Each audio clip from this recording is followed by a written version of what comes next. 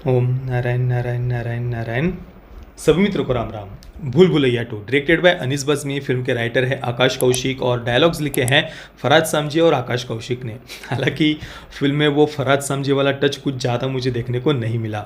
Film कुल मिलाकर 2 घंटे और 23 मिनट की है और फिल्म में मुख्य भूमिका में है कार्तिक आर्यन, कियारा आडवाणी, तब्बू आदि आदि।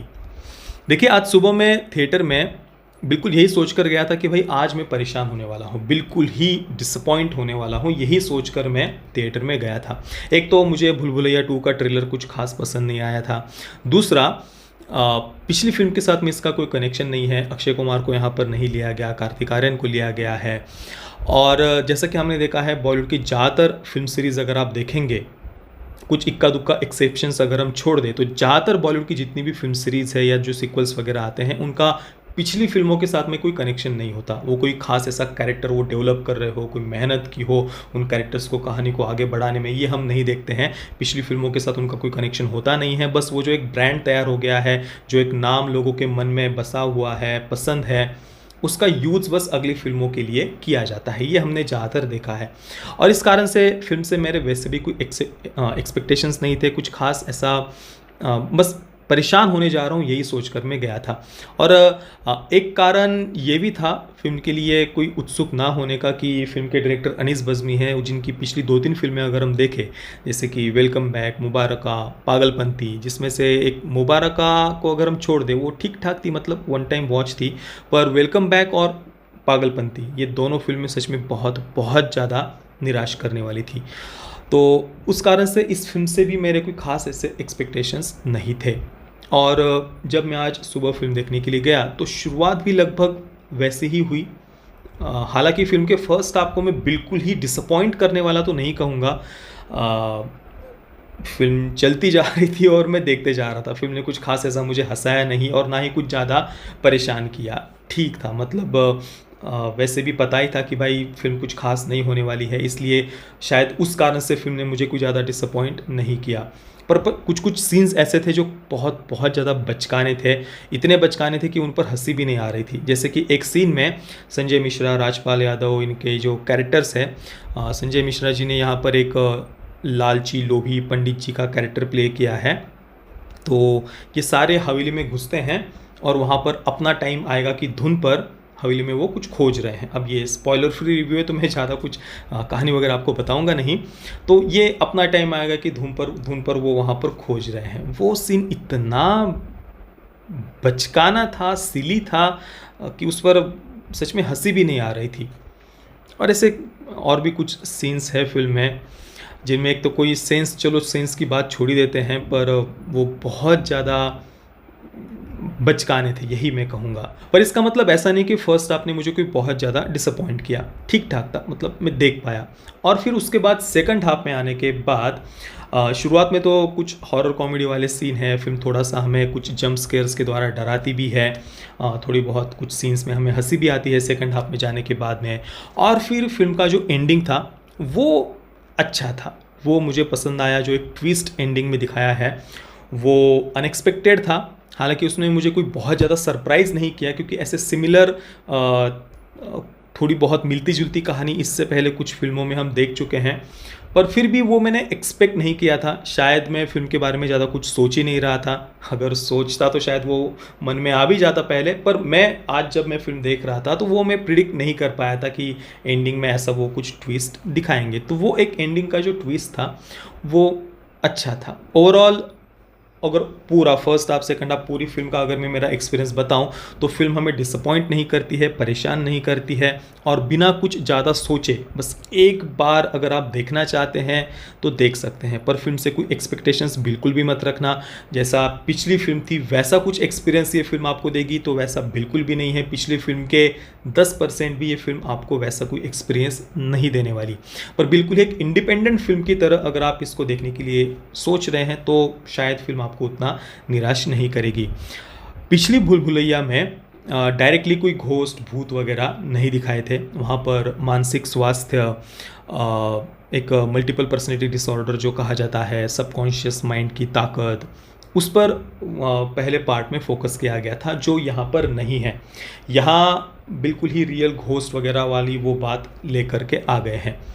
मैंने जो सबकॉन्शियस माइंड वाली बात कही उससे मुझे याद आया कि कुकू एफएम पर आप इससे related the power of your subconscious mind, ये बुक समरी आप सुन सकते हैं कुकू एफएम पर, जिसमें आपको बहुत सारी जानकारी मिलेगी कि हमारे मन में कितनी ताकत है, हमारे सुप्त मन में कितनी ताकत होती है। हम जैसा सोचते हैं बिल्कुल वैसा ही हमारा जीवन बनता है।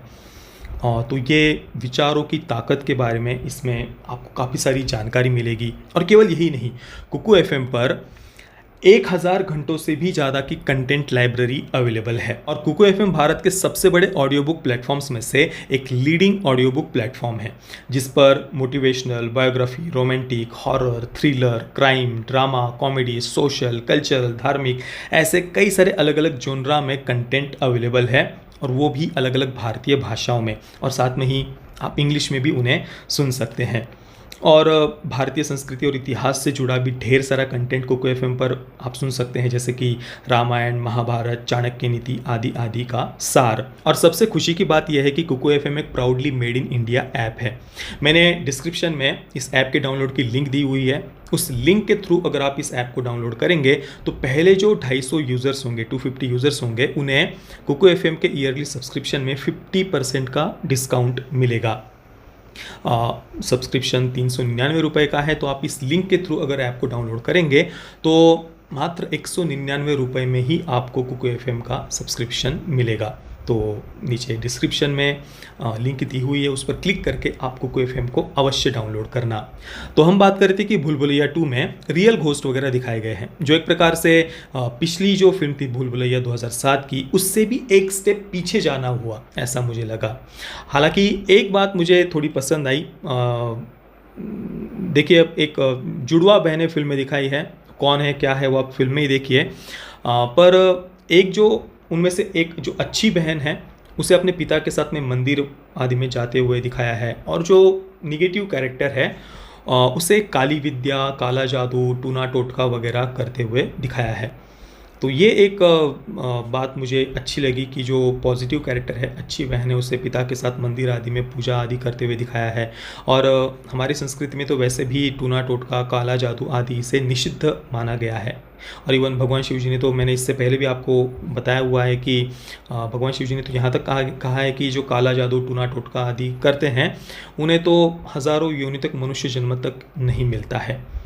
तो ठीक थी, मतलब फिल्म की कहानी कुछ ऐसी डिसअपॉइंटिंग नहीं थी, पर मेरे अनुसार इसे एक इंडिपेंडेंट फिल्म की तरह रिलीज़ करना चाहिए था। भूल भुलैया के साथ में इसे जोड़ने का कोई भी मतलब नहीं बनता।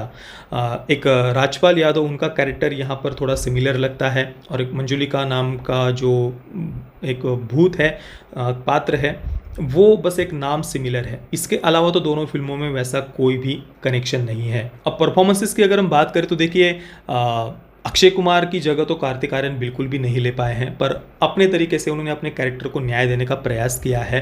पर फिल्म देखने के बाद में मुझे ऐसा लगा जैसे कार्तिक आर्यन फिल्म में लीड रोल में नहीं थे, लीड रोल में तब्बू थी, क्योंकि उनका कैरेक्टर काफ़ी महत्वपूर्ण है फिल्म में। तो और वो काफ़ी ज़्यादा, उनका परफॉर्मेंस हमें बढ़िया लगता है पूरी फिल्म में। कार्तिक आर्यन उतना छाप नहीं छोड़ पाते हैं अपने परफॉर्मेंस की, और कियारा आडवाणी का कैरेक्टर तो बस ग्लैमर के लिए था फिल्म में, कुछ खास ऐसा उसका फिल्म में कोई महत्व नहीं था। म्यूज़िक की बात करें तो फिल्म का जो टाइटल ट्रैक है, हरे राम, तो वो टाइटल ट्रैक फिल्म में बार बार कई बार हमें सुनाई देता है। कई बार उन्होंने उसका यूज़ किया है। हालांकि वो काफ़ी कैची है और इस कारण से वो हमें पसंद भी आता है, पर बाकी जितने भी कुछ सॉन्ग्स थे वो भुला देने लायक थे। कुछ खास ऐसा याद रहने जैसा कोई सॉन्ग मुझे फिल्म में नहीं लगा।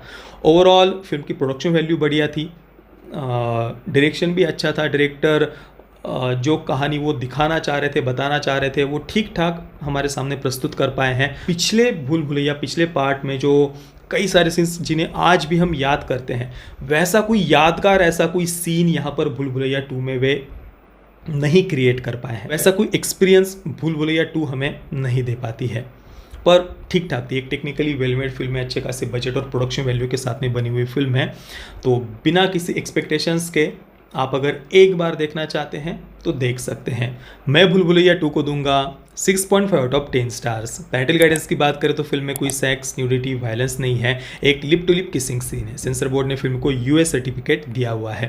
बाकी दोस्तों, आपने अगर भूल भुलैया 2 को देखा है तो आपका एक्सपीरियंस कैसा रहा मुझे आप नीचे कमेंट में अवश्य बताना।